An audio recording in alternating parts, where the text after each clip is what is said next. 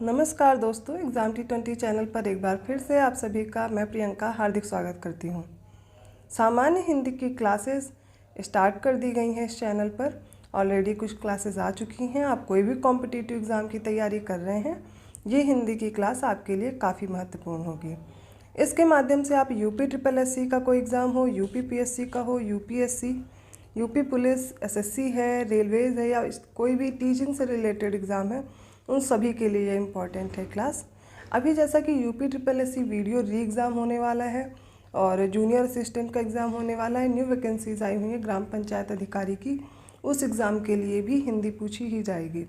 यहाँ से आप जो 50 प्रश्न पूछे जा रहे हैं वीडियो री एग्ज़ाम में, वो सारे इससे कंप्लीट हो जाएंगे। या फिर कोई भी एग्ज़ाम हो जिसमें हिंदी पूछी जाती है, उन सभी के लिए यह क्लास काफ़ी लाभदायक है। तो लास्ट क्लास में हम वर्ण तथा उनके उच्चारण पढ़ रहे थे, उसमें स्वर कंप्लीट कर लिया था। आज हम लोग व्यंजन पढ़ेंगे। तो चलिए बिना देर के स्टार्ट करते हैं। इसमें हम लोग वर्णमाला पढ़ रहे थे। पिछली क्लास जो कि आपको मिल चुकी है, उसमें हम लोगों ने स्वर पढ़े थे। आज हम लोग व्यंजन पढ़ने वाले हैं। साथ में आपको क्वेश्चंस भी मिलेंगे, जिनके साथ आप प्रीवियस ईयर देख सकते हैं कैसे कैसे प्रश्न टॉपिक से पूछे जाते हैं। हिंदी भाषा का विकास ऑलरेडी पढ़ाया जा चुका है, आप उन वीडियो को देख लीजिए। चलिए बिना देर के स्टार्ट करते हैं। स्वर पढ़ने के बाद आज व्यंजन हमें पढ़ना है, इनका उच्चारण स्थान देखना है। हम लोग वर्णमाला पढ़ रहे हैं ऑलरेडी। इससे पहले भी एक क्लास आ चुकी वर्णमाला की, किंतु दोबारा रिपीट किया जा रहा है आप लोग के लिए। वे ध्वनियाँ जो बिना स्वरों की सहायता के उच्चारित नहीं हो सकती हैं, व्यंजन कहलाती हैं। जैसे कि व्यंजन देखिए, क लिखना है तो उसमें क्या होगा, स्वर के योग से ही बनेगा। क और ख लिखने का तरीका देख लीजिए। अन्य शब्दों में जिन ध्वनियों के उच्चारण में हवा मुख द्वार से अबाध गति से नहीं निकलती, वरन उसमें पूर्ण या अपूर्ण अवरोध होता है, व्यंजन कहलाती है। जब व्यंजनों के नीचे हलंत का चिन्ह लगता है, तब वह व्यंजन आधा होता है। व्यंजनों का उच्चारण आ के बिना संभव नहीं, इसलिए प्रत्येक व्यंजन के उच्चारण के अंत में अ स्वर आता है। इनकी संख्या 33 मानी गई है, परंतु द्विगुण व्यंजन जो है ढा और ढा, इनके जुड़ने से इनकी संख्या कितनी हो जाती है, 35। व्यंजन टोटल कितने हैं, 35 हैं। अब हमें जानना है प्रयत्न स्थान, मतलब जैसे कि उच्चारण किया जाता है, इनके आधार पर व्यंजन कितने प्रकार के होते हैं। जैसे हमने स्वर को डिस्कस किया था, वैसे ही हमें व्यंजन भी पढ़ने हैं। उच्चारण के स्थान पर अगर देखा जाए, उच्चारण स्थान के आधार पर, तो व्यंजन कंठ व्यंजन होते हैं, तालव्य होते हैं, मूर्धन्य होते हैं, उसके साथ दंत, ओष्ठ, दंत्योष्ठ और वर्ज्य, 7 प्रकार से इनका विभाजन किया गया है। आइए इन 7 विभाजन को ढंग से देख लेते हैं। पहला है कंठ व्यंजन। इसका अर्थ क्या है, जिन व्यंजन ध्वनियों के उच्चारण में जिह्वा के पिछले भाग से कोमल तालु का स्पर्श होता है, कंठ ध्वनियाँ या फिर व्यंजन कहलाती हैं। जैसे क, ख, ग, घ, ङ। ये क्या है, कंठ व्यंजन है। जो का वर्ग है वो किस में आएगा, कंठ व्यंजन में। दूसरा है तालव्य व्यंजन। जिन व्यंजनों के उच्चारण में जिह्वा का अग्रभाग कठोर तालु को स्पर्श करता है, तालव्य व्यंजन कहलाते हैं। जैसे चा वर्ग, च, छ, जा, झ, इया, ठीक है, और उसके साथ साथ श और या। कौन सा, श और या। अगला है मूर्धन्य व्यंजन। यहाँ पर टा वर्ण देख लीजिए। टा वर्ग जो है मूर्धन्य कठोर तालु के मध्य का भाग मूर्धा कहलाता है। जब जिह्वा की उल्टी हुई नोक का निचला भाग मूर्धा से स्पर्श करता है, ऐसी स्थिति में उत्पन्न ध्वनि को मूर्धन्य कहते हैं। जैसे ट, ठ, ड, ढ, ड और सा भी इसी में यूज होगा, षटकोण वाला इसी में आ जाएगा। दंत व्यंजन देखते हैं। जिन व्यंजनों के उच्चारण में जिह्वा की नोक ऊपरी दांतों को स्पर्श करती है, दंत व्यंजन कहलाते हैं। जैसे त, थ, द, ध और उसके साथ स। इसमें ना नहीं आता है। ओष्ठ व्यंजन जिन व्यंजनों के उच्चारण में दोनों ओठों द्वारा श्वास का अवरोध होता है ओष्ठ व्यंजन कहलाते हैं, जैसे प, फ, ब, भ, म। दंत्योष्ठ क्या होंगे? जिन व्यंजनों के उच्चारण में दोनों ओष्ठ दांतों को स्पर्श करे तो क्या हो जाएगा? दंत्योष्ठ। जैसे व, दांत क्या करते हैं? ओठ को स्पर्श करेंगे। वर्ष व्यंजन जिन व्यंजनों के उच्चारण में जिह्वा ऊपरी मसूड़ों वर्ष को स्पर्श करे, जैसे न, र और ला। यहाँ पर एक बार फिर से देख लीजिए, 7 तरह से विभाजन है उच्चारण के स्थान पर। कंठ, जिसके उदाहरण देखिए, तालव्य, मूर्धन्य, दंत, ओष्ठ और दंत्योष्ठ और वर्ष। अब हम लोग पढ़ेंगे प्रयत्न विधि के आधार पर कितने प्रकार के व्यंजन होते हैं। प्रयत्न विधि के आधार पर 9 तरह से विभाजन किया गया है व्यंजन का। सबसे पहले देखते हैं स्पर्श व्यंजन। अब ये क्या है? जिन व्यंजनों के उच्चारण में जिह्वा का कोई न कोई भाग मुख के किसी न किसी भाग को स्पर्श करता है, स्पर्श व्यंजन कहलाते हैं। जैसे क से लेकर के म तक 25 व्यंजन स्पर्श हैं। इन्हें 5-5 के वर्गों में विभाजित किया गया और इन्हें वर्गीय व्यंजन कहते हैं। जैसे क वर्ग, और फिर क ख ग घ अंग हो जाएगा, च वर्ग, च छ ज झ ञ है ना, ट वर्ग, ता वर्ग, पा वर्ग। ऐसे मिलाकर कितने होंगे टोटल वर्गीय व्यंजन? 25। और ये 25 किस में आएंगे? स्पर्श व्यंजन में। दूसरे स्पर्श संघर्षी व्यंजन, जैसे च वर्ग के उच्चारण में वायु कुछ वर्षण के साथ निकलती है, इसलिए इस वर्ग के व्यंजनों को क्या कहते हैं? स्पर्श संघर्षी। स्पर्श संघर्षी में कौन कौन से उदाहरण? च छ ज झ ञ, च वर्ग। अगला है नासिक के व्यंजन। नासिक, जैसे गा, ञ, न, म। इन व्यंजनों के उच्चारण में वायु नाक से निकलती, इसलिए इन्हें क्या कहते हैं? नासिक या फिर अनुनासिक व्यंजन। नेक्स्ट है उत्क्षिप्त व्यंजन। जिन व्यंजनों के उच्चारण में जीभ सबसे पहले ऊपर उठकर मूर्धा को छूती है, उसके बाद झटके से नीचे आती है, उन्हें उत्क्षिप्त व्यंजन कहते हैं। जैसे ढा और ढा उत्क्षिप्त हैं। ये व्यंजन संस्कृत में नहीं थे। लुंठित क्या होते हैं? इन व्यंजनों के उच्चारण में जीभ तालु से लुढ़क कर स्पर्श करती, जैसे रा। पार्श्विक व्यंजन जिन व्यंजनों के उच्चारण में जीभ तालु को छुए किंतु पार्श्व या बगल में हवा निकल जाए, उन्हें पार्श्विक व्यंजन कहते हैं, जैसे ला। सभी का उदाहरण जो है वो आप उच्चारण करके याद कर सकते हैं। अंतःस्थ व्यंजन जिन व्यंजनों के उच्चारण में मुख बहुत संकुचित हो जाता है, फिर भी वायु स्वरों की भांति बीच से निकल जाती है, उस समय उत्पन्न होने वाली ध्वनि अंतःस्थ व्यंजन कहलाती है। जैसे य, र, ल, व। बहुत बार पूछा गया प्रश्न है अंतःस्थ और ऊष्म व्यंजन। जिन व्यंजनों के उच्चारण में एक प्रकार की गर्माहट या सुरसुराहट सी प्रतीत होती, उसे ऊष्म संघर्षी व्यंजन कहते हैं, जैसे शा, सा, सा और हा। अगला है स्वरयंत्रमुखी, स्वरयंत्रमुखी या काकल्य व्यंजन। जिन व्यंजनों के उच्चारण में अंदर से आती हुई सांस तीव्र वेग से स्वरयंत्र मुख पर संघर्ष करती, उसे स्वरयंत्रमुखी व्यंजन कहते हैं, जैसे हा। तो ये 9 प्रकार से विभाजन किया गया है।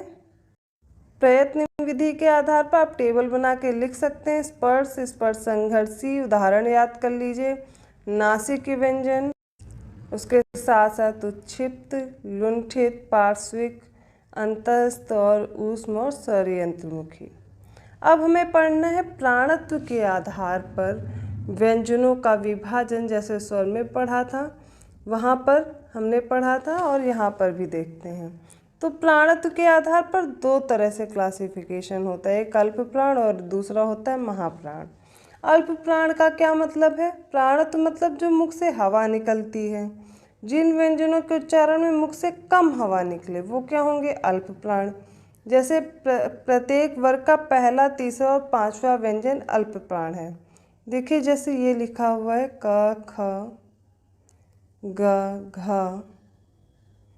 ङ, च, छ, जा, झा, एक सेकेंड, झ और य। ठीक है, तो ये होता है पहला वर्ग, दूसरा वर्ग, तीसरा वर्ग, चौथा वर्ग और पांचवा वर्ग। जैसे का वर्ग में पहला, दूसरा, तीसरा ऐसे वर्ग विभाजन रहता है। अल्प प्राण कौन सा होगा? पहला, तीसरा और पांचवा, जो विषम वाले हैं। पहला, तीसरा और पांचवा वर्ग किस में आ जाएगा? अल्प प्राण में। बाकी दूसरा और चौथा किस में आ जाएगा? महाप्राण में। तो ऐसे ही याद रखिए, जिन व्यंजनों के उच्चारण में मुख से कम हवा निकले अल्प प्राण व्यंजन होंगे। पहला वर्ग, प्रत्येक वर्ग का पहला, तीसरा और पांचवा व्यंजन क्या होते हैं? अल्प प्राण। जैसे क, ग, ग, च, ज, य, ट, ड, ढ़, ड़, ये सारे किस में आ जाएंगे? अल्प प्राण में। महाप्राण, जिन व्यंजनों के उच्चारण में मुख से अधिक हवा निकले वे महाप्राण व्यंजन होते हैं। जैसे प्रत्येक वर्ग का दूसरा और चौथा व्यंजन वर्ण क्या होता है? महाप्राण ध्वनि होता है। जैसे ख, घ, छ, झ, ठ, ढ, ढा भी इसमें आ जाएगा, स, स और स, ह। ये सारे क्या हैं? प्राणत्व के आधार पर हैं। मतलब जो ऊष्म व्यंजन हैं, दूसरा चौथा तो आएगा ही, साथ में ऊष्म व्यंजन भी इसी में आएंगे। तो प्राणत्व के आधार पे दो प्रकार के, और उन्हें आप अच्छे से लर्न कीजिए, उनके उदाहरण भी लिखिए। अगला है घोषत्व के आधार पर। घोषत्व के आधार पर भी दो तरह से है। कौन कौन से? पहला तो अघोष, दूसरा है सघोष। घोष का मतलब क्या है? जो स्वरतंत्र है उनमें जो कंपन होता है वायु की वजह से। जिन व्यंजनों के उच्चारण में स्वर तंत्रियों में कंपन ना हो, अघोष। प्रत्येक वर्ग का पहला और दूसरा व्यंजन, जैसे क, ख, च, छ, ट, ठ, ठ, ठ, त, थ और प, फ। शेष क्या है? स, स और स। ये भी क्या है? इनको ऐड कर लीजिए। ये भी क्या है? अघोष व्यंजन है। अघोष में प्रत्येक वर्ग का पहला और दूसरा व्यंजन, साथ में श, स और सा। सघोष व्यंजन, जिन व्यंजनों के उच्चारण में स्वर तंत्रियों में कंपन हो, सघोष या घोष व्यंजन होंगे। जैसे प्रत्येक वर्ग का तीसरा, चौथा और पांचवा। क, ख उसमें था अघोष में, घोष में क्या हो जाएगा? ग, घ, ङ, ज, झ, ञ, ड, ढ, ण, द, ध, न, ब, भ, म। ऐसे ही ढ, ढा ये उत्क्षिप्त आ जाएंगे, और अंतःस्थ और उसके साथ साथ हा, ये सारे क्या होंगे? सघोष। याद करने का तरीका क्या है? देखिए, प्रत्येक वर्ग का पहला, ठीक है, और दूसरा, प्लस ऊष्म व्यंजन में हा हटा के सारे। ठीक। सघोष में कैसे याद करेंगे? तीसरा, चौथा और पांचवा। इसके बाद उत्क्षिप्त वाले ढ, ढ, अंतःस्थ और हा, ऐसे लिख लीजिए। तो क्या हो जाएंगे? घोषत्व के आधार पर।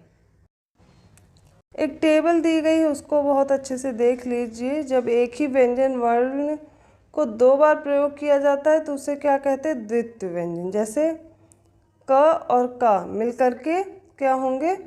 जैसे पक्का, चक्का, सच्चा, बच्चा, ये ऐसे आधा चा और चा मिलेंगे तो ऐसे बनते हैं, इनको द्वित्व व्यंजन कहते हैं। जैसे गुड्डू, गुड्डा, सत्ता, कुत्ता, मुन्नी, सुन्नी, रस्सी, गुस्सा।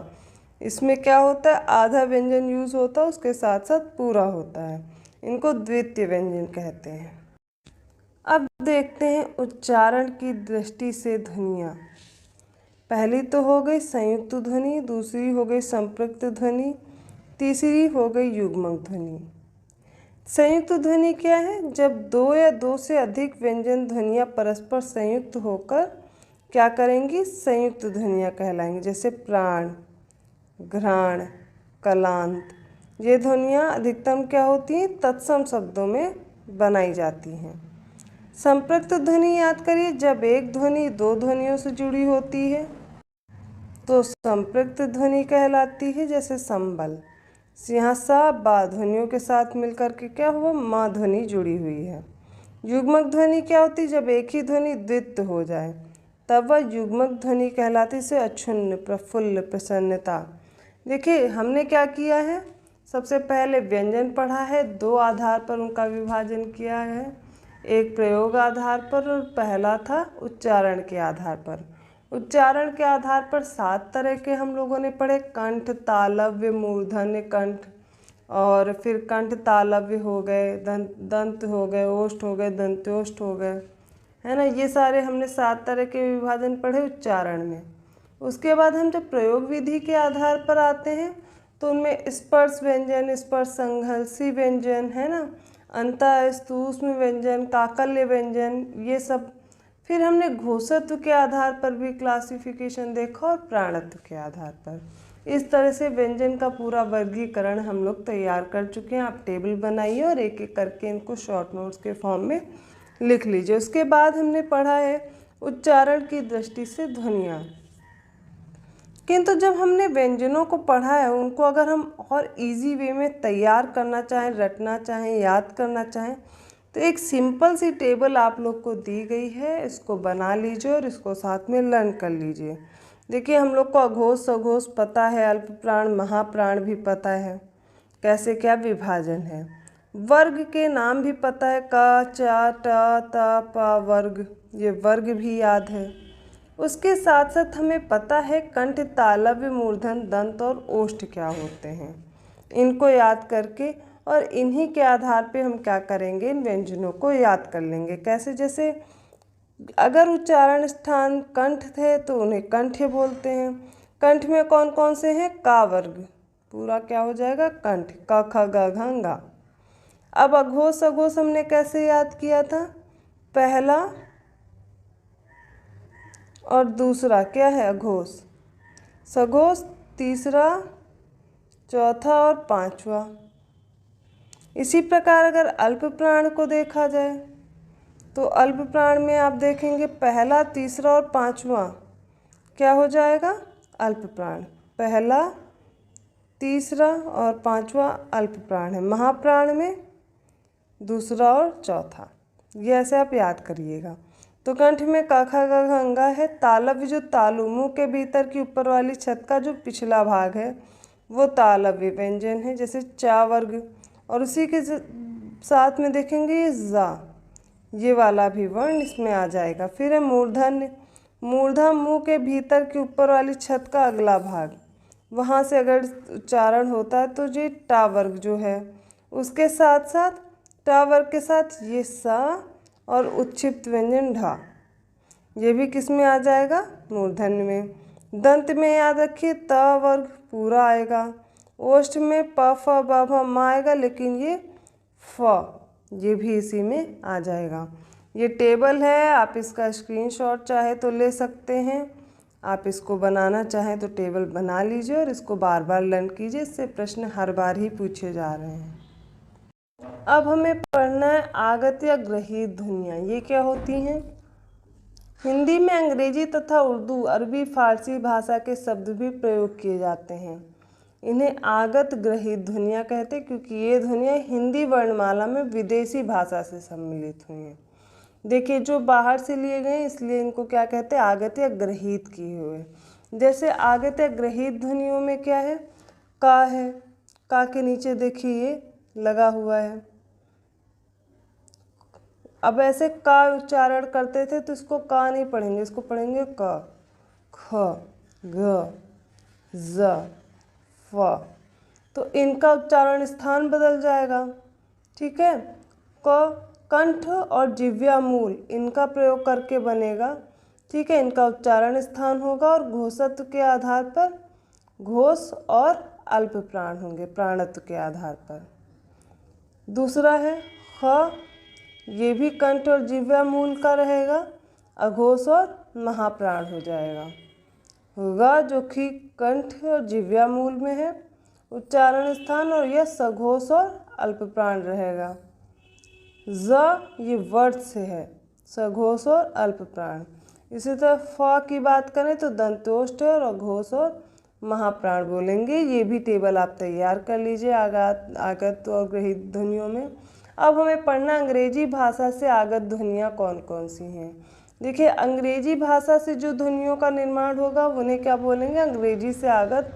इनमें क्या होगा, अर्धचंद्राकार इनमें ये जो होगा, जैसे चंद्रबिंदु पढ़ते इसमें चंद्रबिंदु ना लगा के अर्धचंद्राकार भाग लग जाएगा और इनका उच्चारण बदल जाएगा। हिंदी भाषा में अंग्रेजी भाषा के अनेक शब्दों का प्रयोग किया जाता है। इनमें कुछ शब्दों में प्रयोग होने वाली ध्वनि हिंदी से भिन्न है, जैसे ध्वनि अ, जो हिंदी की अ और ओ के बीच की ध्वनि है, इसलिए हिंदी में इसके शुद्ध उच्चारण तथा लेखन के लिए अर्धचंद्राकार नामक चिन्ह विकसित किया गया। जैसे अ ध्वनि निर्मित शब्द जैसे बॉल, गेंद जिसको बोलते हैं, हॉट, कॉफ़ी, डॉक्टर, तो इनमें सब में अ का उच्चारण किया गया है। अब बात करते हैं अरबी फारसी में जो नुक्ते, अभी हमने ऊपर पढ़ा था नुक्ते लगे हुए थे, इन तल बिंदु वाली जो ध्वनियाँ, देखिए उर्दू की अरबी जो फारसी भाषा है इसमें नुक्ते वाली ध्वनियाँ आती है, जैसे अ, क, ख, ग, फ, तो इनमें नुक्ता लगा दिया जाता है और इनका उच्चारण बदल जाता है। जैसे अगर अ में नुक्ता लगेगा तो अजब, अक्स, अदालत। अब जैसे का है ऐसे तो का बोलते हैं, लेकिन अगर का में लग जाता है नुक्ता तो हो जाएगा कुर्बान, कैद, वक्त, बाकी, मजाक, कहर, फर्क आदि।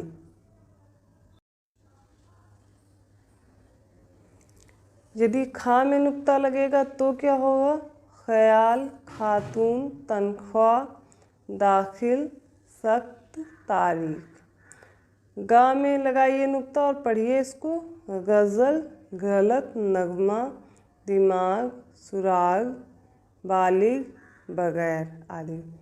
जा में लगाने पर ये जा नहीं उच्चारण करेगा, क्या करेगा, जा, ज़हीन, जहन, औजार, महाज, आज़ादी, मजदूर।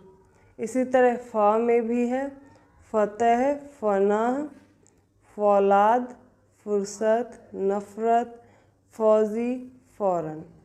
अंग्रेजी में जो ये फ़ा और ज़ा ध्वनियों के वर्णों में नुक्तों का प्रयोग होता है, जैसे father, film, form, zero, zinc और जू। ये कुछ उच्चारण हैं जिनके सही उच्चारण के लिए दिए हुए हैं। शब्दकोश में प्रयुक्त वर्णानुक्रम संबंधित कुछ नियम दिए गए हैं, उनको पढ़ना है। जैसे शब्दकोश में पहले स्वर उसके पश्चात व्यंजन का क्रम आता है।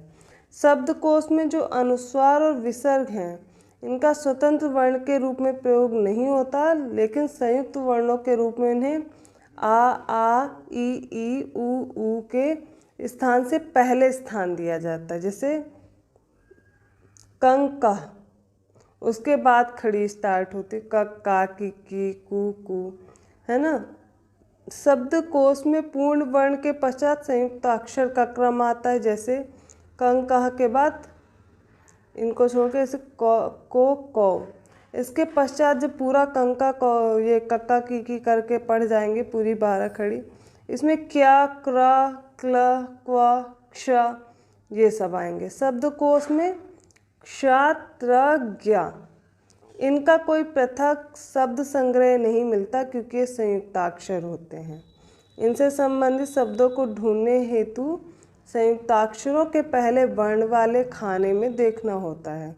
जैसे यदि हम क्षा से क्षा कैसे बनेगा ये देख लीजिए, क और सा से संबंधित शब्द को ढूंढना तो हमें का वाले खाने में जाना रहता, और इसी तरह त्रा, ज्ञा, श्रा उन वाले खानों में देखेंगे जिनसे इनका निर्माण हुआ है। इसीलिए अब आगे देखते हैं, अंगा, इय, ढा, ढा, ढा से कोई शब्द आरंभ नहीं होता, इसलिए स्वतंत्र रूप से शब्दकोश में नहीं मिलते हैं। तो यहाँ तक वर्णमाला हमारी कंप्लीट होती है। हमने आज व्यंजन डिस्कस किया, उसके साथ में आगत शब्द भी देखे, अंग्रेजी शब्द देखते और नुक्ता वाले शब्द भी हम लोगों ने देखे हैं कैसे उनका निर्माण होता है। ये वीडियो आप कंप्लीट देखिए। अब इससे रिलेटेड जो प्रश्न है वो आपको कल के वीडियो में सारे एक साथ सॉल्व करा दिए जाएंगे। यदि आपको वीडियो अच्छा लगा तो प्लीज़ लाइक कीजिए और लोगों को भी शेयर कीजिए। चैनल को सब्सक्राइब करना मत भूलिएगा। बेल आइकन प्रेस कर दीजिए, आपको नोटिफिकेशन मिलता रहेगा। और कमेंट करके हमें अपने सुझाव बता सकते हैं। धन्यवाद।